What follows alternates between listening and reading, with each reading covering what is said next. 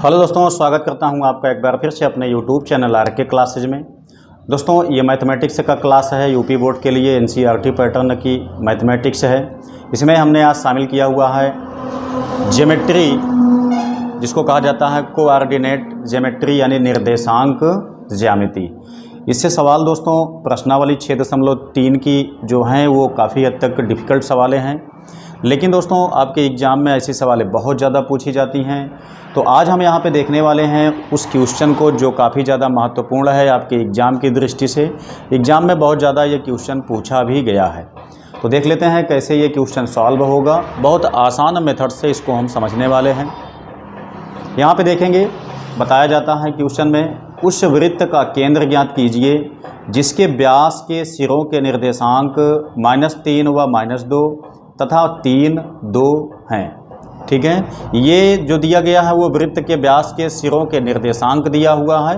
हमको निकालना है वृत्त का केंद्र। दोस्तों केंद्र यहाँ पे अज्ञात है, उसकी वैल्यू हमें निकालना है। तो सबसे पहले हम यहाँ पे बनाते हैं एक वृत्त। वृत्त में दोस्तों हम जानते हैं कि व्यास जो होती है वो सबसे बड़ी जीवा होती है। तो हम यहाँ से व्यास खींच लेते हैं। व्यास की ये क्वालिटी और भी होती है कि व्यास जो है वह केंद्र से होकर के जाती है। हम यहाँ पे लेते हैं दो बिंदु, एक लेते हैं ए, एक लेते हैं यहाँ पे बी, जो कि दोस्तों व्यास के सिरे हैं। ये वाला व्यास का सिरा है। इसका निर्देशांक दोस्तों दिया गया है -3 व -2। इसका निर्देशांक दिया गया है, देख सकते हैं 3, 2। ये दो निर्देशांक दिए गए हैं। वृत्त का केंद्र दोस्तों यहाँ पे होता है, जो कि हमें फाइंड करना है। तो आइए देख लेते हैं कैसे ये सवाल सॉल्व होगी। हम लोग जानते हैं दोस्तों कि दो बिंदुओं के मध्य बिंदु का निर्देशांक क्या होता है। सेम हमको ज्योमेट्री में यही फार्मूला अप्लाई करना है। जैसे सबसे पहले यहाँ पे नोट कर लेते हैं, दो बिंदुओं के मध्य बिंदुओं, दो बिंदुओं के मध्य बिंदु का निर्देशांक क्या होता है, यही आपका फार्मूला इसमें अप्लाई होगा। इसको मैं यहाँ से आपको दिखाता हूँ। x इक्वल होता है दोस्तों x1 प्लस x2 बटे में होता है 2। वहीं दोस्तों y इक्वल क्या होता है, y1 प्लस y2 बटे में 2। बिल्कुल सिंपल है, बहुत आसानी से इसको हम समझ सकते हैं।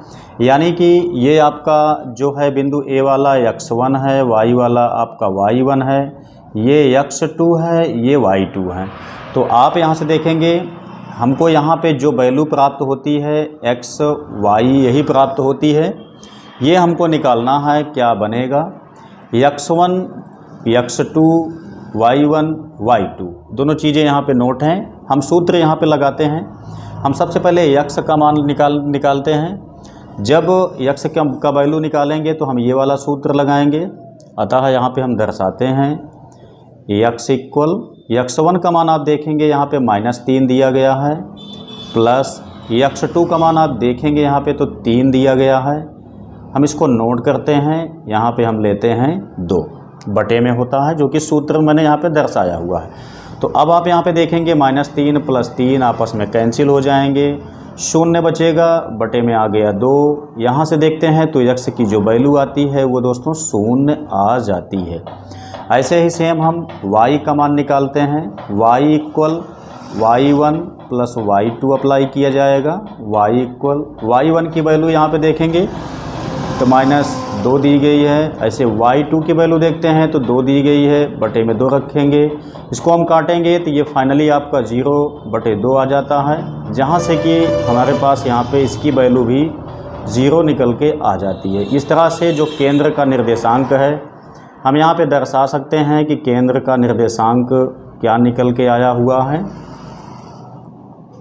ये आपका 0,0 आता है। ठीक है, तो इस तरह से ये सवाल भी बड़े आसानी से सॉल्व हो जाती है।